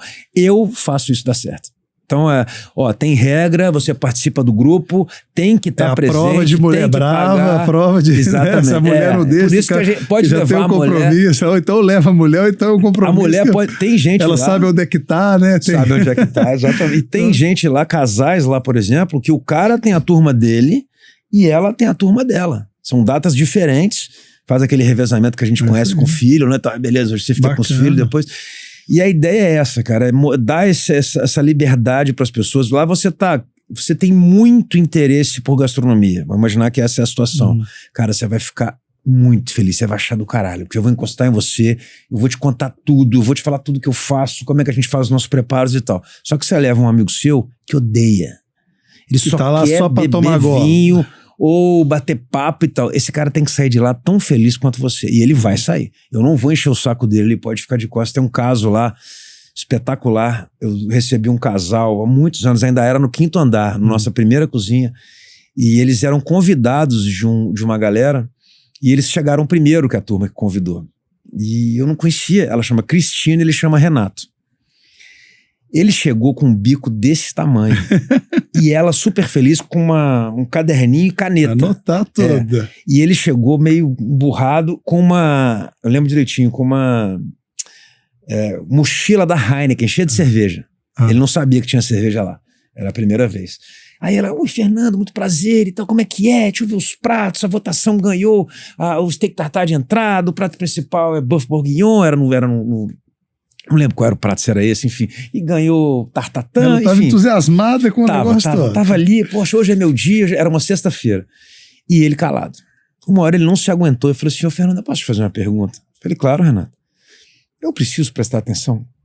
Eu falei, amigão, deixa eu te falar uma coisa, vem cá. Se você quiser ficar de costas pra mim, você pode. Seja feliz do jeito que você quiser. Que você quiser virar de costas pra bater papo com seu amigo, fique. Não vai me atrapalhar. No virote, eu tenho mais aqui. Fica tranquilo, você tem que ficar em casa. Esse cara já chegou a perder casamento que caiu no dia da confraria, mas ele não perdia a confraria. Então, assim, ele entendeu que o programa é dele, que ele faz como ele quer. Ele anda pra onde ele quiser, ele fica do meu lado ou não. Ele vai pra varanda ou não. Então, a ideia, isso você não faz num restaurante. A gente tem algumas empresas lá no Adore, por exemplo, que fazem eventos conosco. A gente queria fazer num restaurante. Não tem nada contra restaurante. Pelo contrário, frequento restaurantes. Mas que novidade você fez? Se você quer entregar uma novidade para o seu cliente, você vai levar ela num restaurante? Por exemplo, várias empresas de laboratórios e tal costumam levar médicos para restaurantes. Levar médico para um restaurante é fazer o que ele já faz todo final de semana. Faz todo dia. Ele tá indo pro mesmo lugar. O garçom sabe o nome dele. Só que às vezes ele tá indo com a família, com as pessoas que ele escolheu, ele vai ter que ir com os médicos. Porque às vezes nem são amigos, o pessoal do trabalho. A turma dos pares dele ali, os pares. Então o que a gente gera é essa experiência diferente. Quem entra lá no Adore, e eu como não tô com a roupa de chefe nunca, justamente para aproximar as pessoas de mim, o cara entra e fala, cadê o chefe? Ele olha pra mim e fala, bom, só falta ele perguntar, ô skatista, cadê o chefe? Então eu mostro, cara, sou eu mesmo, eu brinco, sou eu, o Ofélia e tal. Então, aproximar as pessoas. E outra coisa que é muito importante, até existe um percentual maior de pessoas que não vão repetir aqueles pratos em casa. Eu reconheço isso. Porém, ele tem que ter a possibilidade. Portanto, não tem equipamento mirabolante. Eu não trabalho o tempo inteiro com sous vide ou com Thermomix para que a pessoa olhe e fale, nossa, eu não vou fazer isso em casa, não. Nunca mais. Isso é impossível. Então, não. Eu vou mostrar que é possível fazer numa cozinha muito parecida com a da sua casa. Então ele sai com pelo menos essa possibilidade. Se um dia eu quiser repetir, eu vou. Maravilha, vai repetir. Pode nunca repetir, mas pelo menos ele sabe, se ele quiser, ele faz. Então assim, o nosso dia a dia é esse. Eu tenho uma sorte brutal, cara, de poder conviver com tanto de gente que vira amigo. É um pouco terapia ali, a gente, vem cá, deixa eu te mostrar meu filho, olha aqui o prato que eu fiz esse final de semana, olha meu apartamento, eu fiz uma área gourmet. Então eu tenho essa sorte de conviver com tanto de gente legal há tanto tempo, Você vê, minha turma mais antiga, esse ano, agora em outubro, faz 2005, faz 18 anos. Muito tempo. E, poxa, é sensacional. Eu não tinha filho, boa parte deles não tinha filho. Hoje os meninos estão fazendo vestibular. Então, assim, você vê isso acontecer. E cá entre nós, cara, você também é de família que tem negócios no ramo, me fala hoje 10, 15 estabelecimentos que tem esse tempo. Não tem, principalmente em Belo Horizonte, né? Um giro muito grande. A pandemia deu uma limpada em alguns, né, que tinham ainda. Acho que é realmente isso eu acho, né? Eu ia até justamente te perguntar em relação a isso, né? Quando, né, eu acho que hoje você pode até às vezes não, né, ficar um pouco, mas é um sucesso, né? O Adore de fato tem notoriedade pela proposta que foi desenvolvida, pelo que vocês fazem hoje, é uma referência, né, aqui em Belo Horizonte, que sai aí fora também, né, porque realmente é uma coisa que deu certo. Mas para você, qual que foi o momento, quando que você percebeu, né, que você olhou e falou, poxa, cara, aquela aventura doida de ir lá para Cuiabá e largar o direito e tal, tá aqui, deu certo? Qual que foi o momento aí da virada e o pulo do gato aí nesse sentido para você? Eu sou muito prático com relação às coisas e assim, pode não ser muito educado o que eu vou falar agora, nem politicamente correto, mas assim, normalmente isso acontece quando você fala, cara, eu tenho dinheiro, entendeu? Agora eu posso comprar meu apartamento, eu posso viajar, é isso. Porque se não for por isso, eu fico em casa vendo filme. Eu acho legal pra caramba ver filme. Inclusive, nem contei, quando eu era entre a advocacia e a cozinha, eu tenho um grande amigo, Humberto Teodoro. Humberto Teodoro também é meu amigo, mas esse é Humberto Alves Pereira Filho, que é o dono do Jornal da Cidade. Durante uma época, ele me convidou para ser colunista de cinema. E eu escrevi sobre filmes no jornal. Então, assim, se não fosse para ir trabalhar para ganhar dinheiro, obviamente fazendo o que eu gosto e me dá prazer, eu ficava em casa. Então, assim, o momento em que eu vi que, porra, eu acho que deu certo, cara. Eu acho que agora o meu pai vai entender que funcionou. Pai que eu digo porque eu acho que no começo ele era um pouco descrente, assim, e com razão, né? Não era provável. Mas quando deu, eu vi que eu e a Van, a gente estava mais sossegado, a gente parou de vender o café da manhã para comprar o almoço, a gente já pode ter uma vidinha um pouco melhor. Fazer todas as refeições do dia. Cara, e eu sou muito prático com relação a isso. Eu falo sempre, a gente está com um projeto de expandir agora, porque a gente não consegue atender a demanda, eu recuso eventos diariamente, porque nós temos limitação de espaço.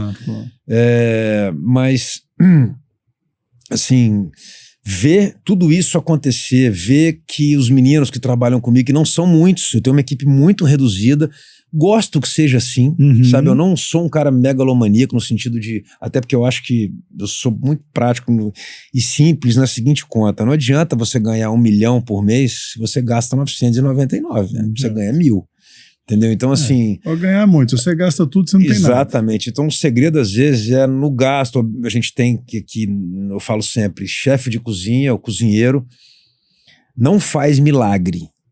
Se você me entregar uma carne ruim, um azeite ruim, um vinagre ruim, uma alcaparra ruim, eu vou fazer um prato ruim. Não tem jeito. Milagre eu não faço. Então, é necessário que os ingredientes sejam os melhores possíveis. Isso não é barato, cada vez é mais caro, você sabe disso. Portanto, não é ir onde a gente, lá no Adore, frequentar o Adore, não é uma coisa que eu considero barato, porque os nossos custos são altos, mas a gente gerencia isso muito bem. Então eu não sou um cara megalomaníaco, não. A gente tem uma conta saudável, oferece uma vida legal para quem trabalha lá dentro. E foi quando eu percebi que a gente estava conseguindo fazer isso que eu fiquei realizado. Foi aí que eu falei, acho que agora eu posso dormir. O gosto da vitória bateu ali, harmonizou bem. E ver a coisa funcionar, ver que eu podia viajar, sabe? Ver que eu podia oferecer essa viagem para essa galera também. Galera, agora é a vez de vocês viajarem, vai lá. E eu trabalho muito nessa parceria com os meninos para não ter... Existe uma hierarquia óbvia, porque, né, eu e a Van, a gente criou... Mas não até é para organização, né? É para existir, tem que ter uma coisa. E não precisa ser grosso. Eu sou do meio que as pessoas têm uma certa imagem, né? O Gordon Ramsay criou essa imagem do chefe. Esculhamba todo mundo. E era assim mesmo e tal. Mas hoje em dia não é necessário, a gente pode conversar. Mas antigamente... Como você disse, né? Uma estrutura enxuta ali, pessoas ali que você confia, que você remunera bem, que você, né, atribui, né, né, pela qualificação da pessoa que faz, então acaba que a pessoa ela se sente ali apreciada, se sente, né, no lugar certo, não tem porquê, né, ela querer né, imaginar algo diferente. E assim, falando em questão de sucesso, você tem um caso interessante, né, que você falou, acho que quando a vida está estabelecida, você vê que aquilo ali veio de um sonho, de uma paixão, de algo que foi construído, né, principalmente, né, com a sua esposa, com a sua parceira, e eu acho que tem um gosto melhor ainda por conta disso, mas existem situações, né, que mostram pra gente falar, opa, peraí, né, e teve recente agora, né, você fez um jantar aí para um ministro do Supremo, uma coisa assim, como é que foi isso? Isso aí não é para qualquer um, não. Não, na verdade, não é, eu assustei um pouquinho, porque em função até de ser quem especificamente quem ia estar presente, é o Alexandre de Moraes, um ministro muito em foco ultimamente. Exatamente. Então, existe uma necessidade de uma série de detalhes, de descrição sua e da própria equipe, saber como se portar, saber deixar todo mundo à vontade, servir uma coisa fora da curva, que é a obrigação, não é porque é ele. Eu falo lá no Adore, por exemplo, não tem diferenciação de preço para ninguém, mesmo eu sabendo que um pode ganhar mais do que o outro, isso não importa. O prato tem que ser o mesmo sempre. Mas óbvio, dá uma atenção e você se sente, né, pressionado. A responsa, né? Dá aquele friozinho Como é que foi? Você, desde o convite ali, quando chama, pô, Fernando, aqui, ó, apesar de você fazer um jantar aqui pro Alexandre de Moraes, pô, você já... ia estar presente. Tinha uma série de outras pessoas também com uma importância grande politicamente no Brasil. Aquilo foi um pouco novo para mim, eu já estava acostumado com um meio, não exatamente o político, mas o fato de ter alguns ali me deixou um pouco mais tenso, mas foi bem tranquilo, assim, a coisa rodou bem, era um dia, não eram muitas pessoas, em torno de, sei lá, 16, 17 pessoas, e o menu muito bem harmonizado, isso me ajuda muito quando a coisa é muito bem escolhida, o anfitrião é um expert nisso e harmonizou tudo muito bem, mas tem um friozinho do caralho e beleza. E no final, cara, eu sou um cara muito... eu não consigo não ser operacional, entende? Então, assim, eu não gosto muito dessa questão de estar com as pessoas. Eu não sou aquele cara que tá no salão toda hora. Não, se eu puder ficar escondidinho ali no meu canto, eu fico. Porque eu me sujo, cara. Eu suo. Então, cozinha é um negócio meio bruto mesmo, sabe? Então, fogo, pinga, queima. Cara, e eu não uso a doma. Né? Então, a minha roupa se suja mesmo. Cai um pinguinho ali, outro aqui. E no final... o anfitrião pediu para que eu entrasse. Eu falei, cara, não, eu tô sujo, velho, não é necessário, nem o cabelo, já não é necessário, eles querem te agradecer e tal. Então foi super legal, ele foi super simpático, brincou com o fato de eu ter sido advogado, ele já sabia da situação. Pô, você escolheu melhor, claro. Foi super simpático e tal, outros também presentes no dia, mas foi super legal. Mas tem situações um pouco mais tensas. Mas cá entre nós, velho, assim, você ter que mudar o cardápio mensalmente para cada grupo te faz acostumar a viver perigosamente, entendeu? Porque o cara... Já vive na tensão, né? Você vive na tensão. O cara, esse mês a gente tá vendo aqui, a gente tá aqui no Adore há 8 anos e a gente nunca fez bal.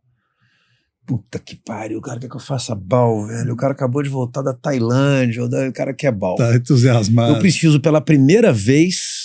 fazer o melhor bol, o melhor pão, né? Aquele balzinho chinês, para um cara comparar com um lugar que é especialista naquilo. Ele acabou de voltar todo entusiasmado.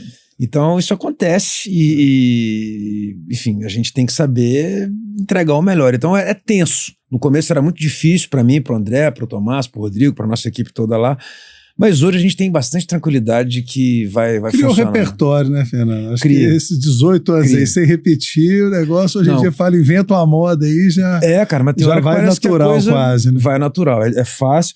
E a gente conta com uma coisa que é muito legal, assim, as pessoas já vão de coração aberto, entendeu? Isso é bom. E elas já vão sem aquela... Até porque, como a gente não tem tanta vaga para novos grupos, a gente está muito perto de esgotar, são sempre as mesmas pessoas, né? Assim, que vão trazendo convidados, amigos. mas que entram de coração aberto. Até no começo vieram meio desconfiados.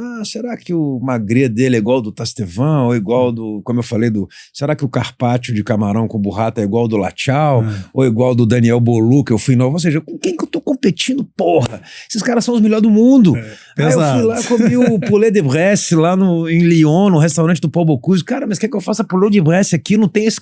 mas eu quero que você faça uma coisa parecida. Se vira. Eu há pouco tempo agora recebi um desafio de um grupo lá que eu fui falar de... a gente foi para Portugal, eu e o Ivan, um pouquinho antes da pandemia, e enfim, não é o lugar que eu comi melhor na vida. Eu não sou um grande fã da comida portuguesa, não. Eu sou alucinado pela Espanha, mas não sou um grande entusiasta da comida. Gosto, mas não é a minha preferida. E aí, mas eu comi uma coisa no Porto, cara, que me chamou. Falei, cara, isso aqui é muito bom. É muito bom. E se chama Francesinha à Moda do Porto. O nome é muito interessante, tem a ver com o fato de que ela foi inspirada no Croque Monsieur ou no Croque Madame. Não sei se você sabe a diferença. O Croque Monsieur é um misto quente chique, né? É um francês coberto com bechamel, gruyère e presunto. Já o Croque Madame é exatamente o Croque Monsieur com o ovo frito em cima, o que melhora ele. E a francesinha é mais ou menos isso, por isso tem o nome de francesinha, mas feita com outros ingredientes. Também é um sanduíche, pão de forma, mas no meio, ao invés de ter queijo e presunto, tem várias carnes.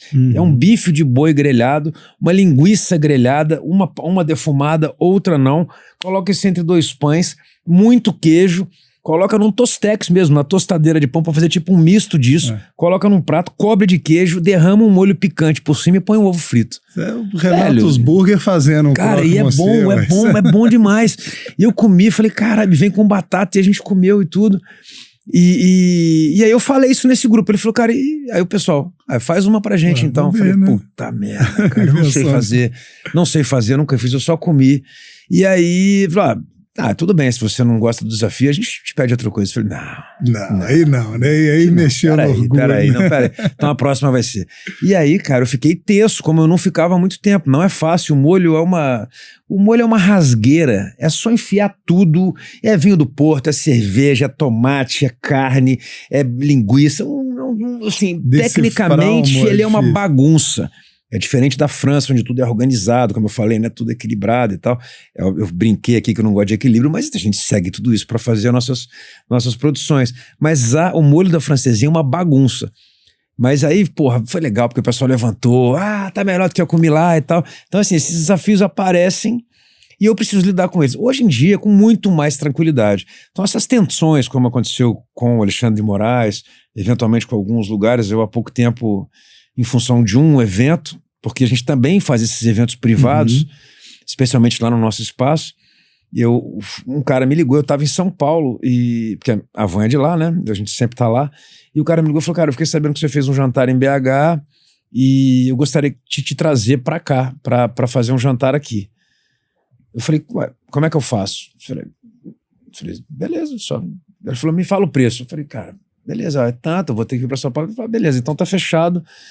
Como é que você vem? Quase que eu respondi, eu não sei, cara, você tá me ligando, você quer mandar o seu avião me pegar? Um helicóptero? Você quer que eu compre a passagem? Eu falei, não, pode comprar a passagem, vem.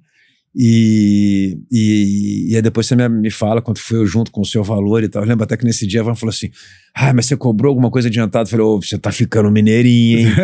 Que isso, para de ficar desconfiada, deixa o cara é amigo de um cara que eu conheço, vai pagar, pode ficar tranquilo. E foi super legal e obviamente era um evento privado na casa dele para umas pessoas específicas, um deles aqui de BH, que é a pessoa que me recomendou, mas foi ótimo, tenso, porque eu não estava no meu ambiente. E aí acontecem umas coisas tipo assim, você tem tábua em casa? Tem. Cara, cadê a tábua? O cara aparece com uma tábua desse tamanho. Fazer um negócio para 10, 15 pessoas, a tábua é desse tamanho. Então assim, esses percalços acontecem e às vezes pro cara, e para ele a cozinha dele é a melhor do mundo. Pode até ser melhor do que a minha, mas não tem as coisas que a minha tem. No zester da minha cozinha, eu sei onde tá. Sai da zona do seu ambiente, né? Exato. É então essas coisas acontecem. Mas a gente já passou a fase de maturação, assim, já estamos no cruzeiro ali, sabe? Que eu acho que é aquele momento em que o dono do próprio negócio, ele começa a ter um pouquinho de... Sabe aquela sentada que eu falei do LM com o champanhe? Ele fala, cara, agora acho que eu posso beber essa champanhe aqui. e sossegar um pouquinho. Então, coisa boa, é mais ou menos isso. Bom demais, Fernando. Olha, para a gente finalizar, queria só né, levar você de volta um pouquinho lá, né, para aquele período que a gente falou ali da sacanagem ali dos 17, 18 horas, ter que escolher o que vai fazer, né? O que o Fernando de hoje, depois de viver tudo isso e mais um pouco, né, que infelizmente a gente tem um tempo limitado, não dá para contar, eu tenho certeza que tem muito, fica para um próximo episódio, mas o que o Fernando de hoje falaria com o Fernando lá de 17, 18 anos de idade? O que seria, né, se ele estivesse aqui na sua frente, qual seria o conselho, enfim, o que seria?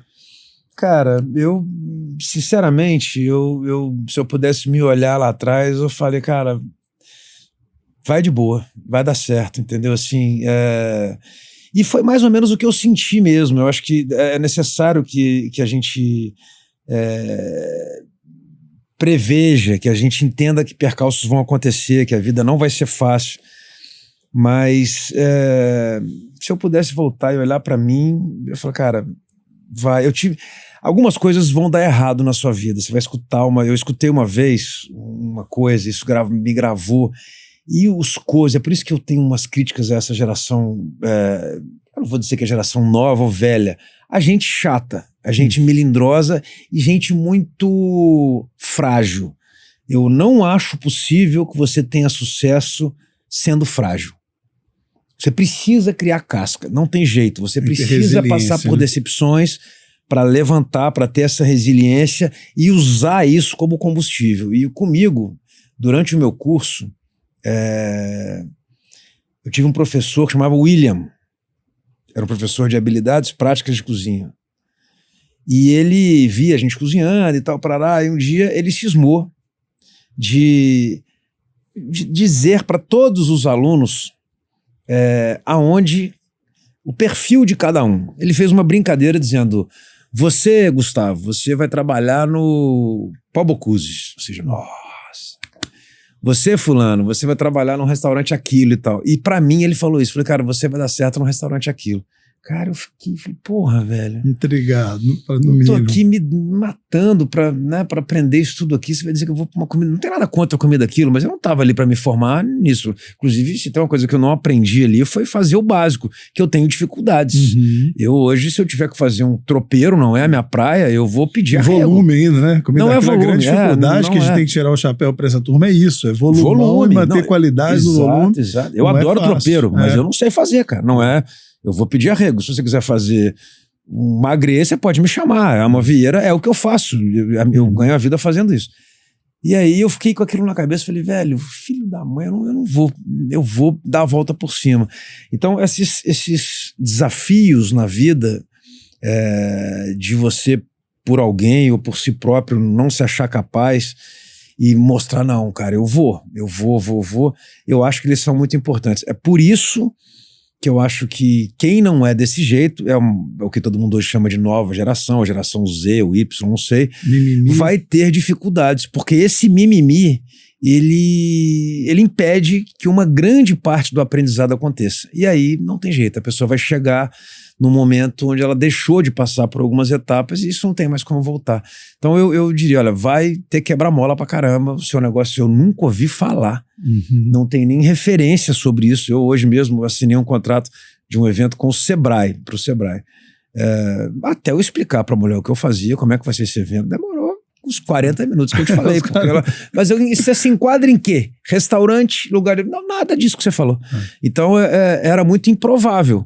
Mas eu acho que ter a Van do lado como minha sócia e a minha grande apoiadora e que eu falo nos chiliques infantis e imaturos que eu tenho, ela é aquela pessoa botar que... o pé no chão mesmo. Bota o pé no chão, dá uns 4 tapas na cara, na minha, e fala, bora! Vira homem, porra, para de chorar, caralho. Vira e ela homem, faz isso. Então é isso, é saber que vai ter quebra-mola, mas é muito importante. Se começar a dar tudo muito certo, cara, alguma coisa tá errada.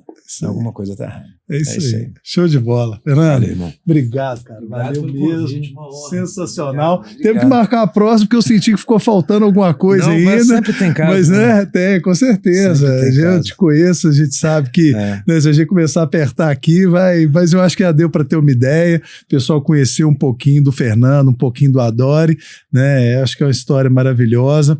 Espero que tenha cumprido com o nosso propósito de trazer inspiração, né, para a turma mais jovem. E é isso aí. Muito obrigado mesmo. Valeu demais. Obrigado. Sucesso para nós. Valeu. Ó.